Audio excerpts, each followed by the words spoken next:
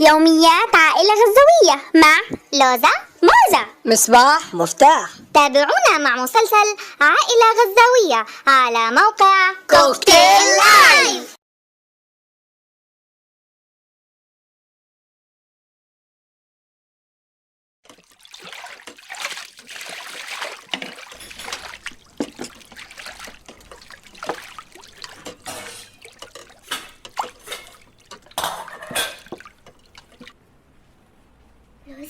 لوزة تعالي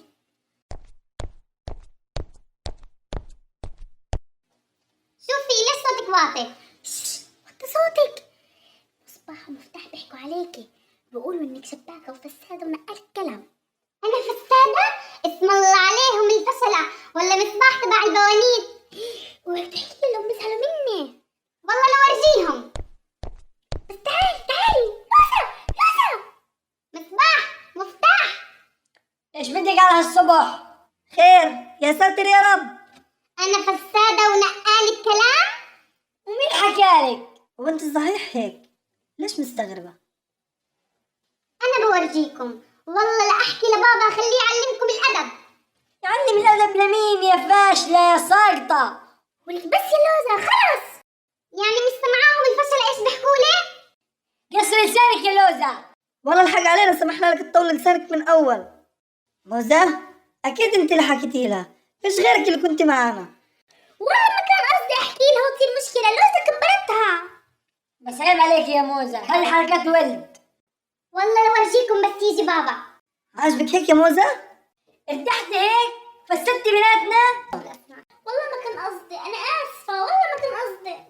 خربت الدنيا وتقولي مش قصدك؟ ولكم استنوا خلص اسمعوني. مصباح مفتاح. روحي برا، بدناش نسمع منك اشي، شبكتينا ببعض.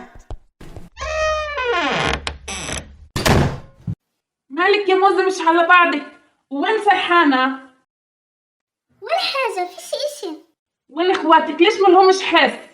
زعلوا مني وتأكلوا مع لوزة. يا ساتر يا رب، ليش ايش في؟ حكيت للوزة انه مصباح ومفتاح بيحكوا عليها واتقتلت معهم.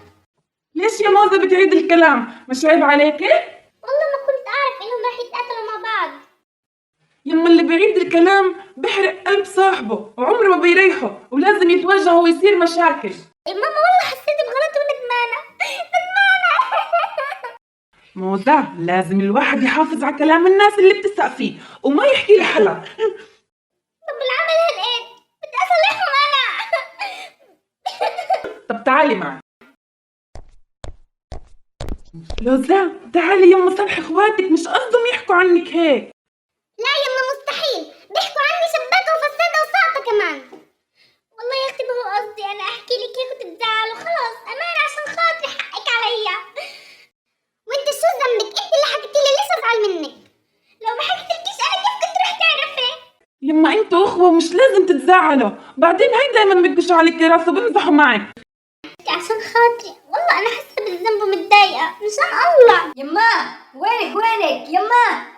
تعال يما انا هان بغرفة لوزة وموزة. ما بدي ادخل غرفة الملسان طويل. شفتي يما شفتي؟ لسه بدك ايانا صلحهم؟ يا مصباح خلص، والله خلص يا اخو، والله انا تعبت. موزة اطلعي منها، احنا بدنا نربيها لهذه البنت. ولكوا استحيوا تتقاتلوا قدامي، ايش قلة هالادب هادي؟ لما تحبوا تحكوا عن الواحد احكوا قدامه وكونوا رجال مش نسوان. شايفة يما؟ والله نربي لك اياها هذه. ايوه تخبي ورا يمك، تخبي يا زبانة. يا ورد علي، انا شو عملت؟ والله خربت بيتكم، والله عمري ما راح اعيدها. خلاص انهوا عاد، لازم يتأسفوا لي اول. يا اختي خلاص والله تعبتوني، انا وين وهالعملة وين؟ مين اللي يتأسف لك؟ حلمك هذا. مجنونة انت؟ بتفكرين خايفين منك يا زبانة؟ لو ما تصرحتوش رح اطلع من الدار، ولكوا احترموني. بس عشانك يا ماما، بس عشانك. والله لو انك ما حكتش لورجيتك يا لوزة. طيب يا ست لوزة، احنا اسفين، مش قصدنا نحكي عليكي هيك، كنا بنمزح معك، بس الله يسامح اللي كان السبب. والله انا ندمانة، نفسي تنشق الارض تبلعني وما كنت حكيت اشي للوزة. يا رب يا موزة تكوني تعلمتي درس. والله يا ماما عمري ما راح انقل كلام، خلاص تعلمت درس. نقل الكلام بدمر الواحد وبحرق قلب صاحب الكلام. بورط اللي حكوا بحطهم في مواقف محرجة. والمفروض ما حدا يحكي على حدا كلام عاطل في غيابه. الله يرضى عليكم يما ويحميكم. آمين.